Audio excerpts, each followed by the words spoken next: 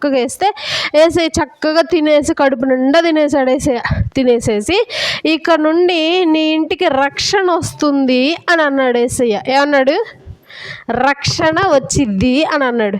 వెంటనే జక్కయ్య తను చేసిన పాపాన్ని తాను ఒప్పుకొని, నేను చాలా పెద్ద తప్పు చేశాను, పేదవాళ్ళ దగ్గర కూడా నేను ఎక్కువ పన్ను తీసుకున్నాను, ఉన్నవాళ్ళ దగ్గర ఎక్కువ తీసుకున్నాను, తీసుకోవాల్సిన దానికంటే ఎక్కువ తీసుకున్నాను, నాకు ఇప్పుడు అర్థమైంది. ఇప్పుడు ఆ పన్ను అంతా తీసుకెళ్ళిపోయి ఎవరి పన్ను వాళ్ళకి ఇచ్చేస్తాను, నా ఆస్తంతా బీదలకి పంచేస్తాను అని చెప్పి మారు మనసు పొంది యేసయ్యని రక్షకుడిగా అంగీకరించి మరి బాప్తీసం తీసుకుంటాడు. సో తర్వాత ఇప్పుడు మనం నేర్చుకోవాల్సింది ఏంటి అని అంటే, యేసయ్య మనల్ని చూస్తూనే ఉంటాడు. యేసయ్య మనల్ని చూడట్లేదని చెప్పి ఏదో ఒక తప్పులు చేయటము, బూతులు తిట్టటము, దొంగతనాలు చేయటము, అమ్మా నాన్నకి ఎదురు చెప్పటము,